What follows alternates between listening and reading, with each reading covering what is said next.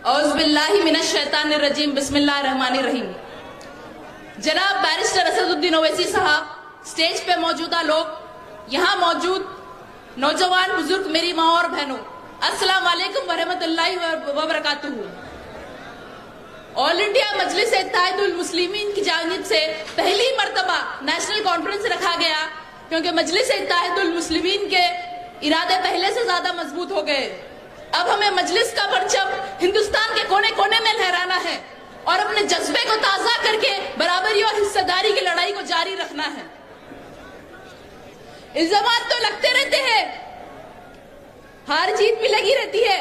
बेशक हार जीत अल्लाह के हाथ में है, लेकिन हमारा काम है कि हम अपना काम जारी रखें और कोशिश करें।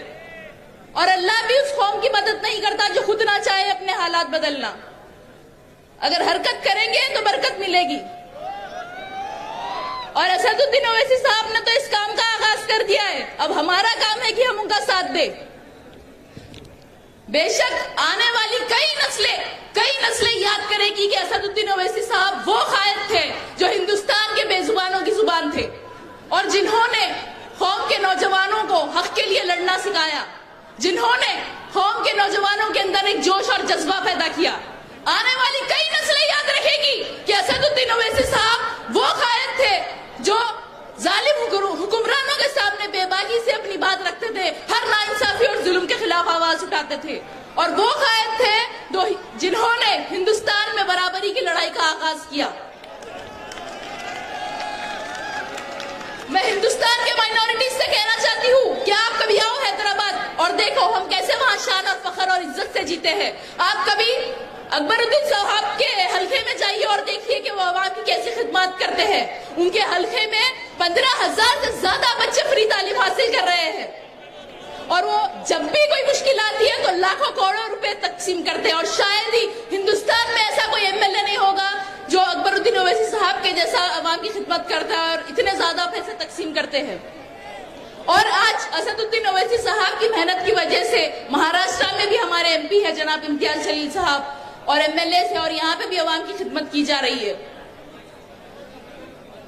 हिंदुस्तान की तारीख में आज तक मुसलमानों के वोट का सिर्फ इस्तेमाल किया गया है, सिर्फ इस्तेमाल।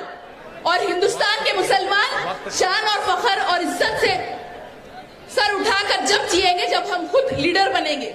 जुल्म का दौर अब ज्यादा नहीं चलने वाला। इन अंधेरों का जिगर चीर कर एक नूर आएगा। तू अगर फिरौन है तो मूसा भी जरूर आएगा। शुक्रिया। अस्सलाम वालेकुम। अस्सलाम वालेकुम वरहमतुल्लाहि वबरकातुहू।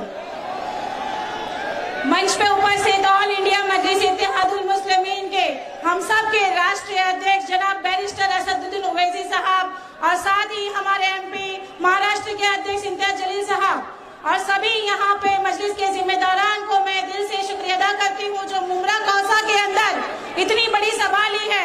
सबसे पहले तो मैं बताना चाहूंगी कि मुंबई और मुमरा एक बहुत ही खुशनसीबी की बात है हमारे लिए कि यहाँ पर राष्ट्रीय अधिवेशन किया गया। हमारा यहाँ पे पहला अधिवेशन हुआ, उसमें हमने देखे कि हमारे बीच में एक सभा का हमें मौका मिला।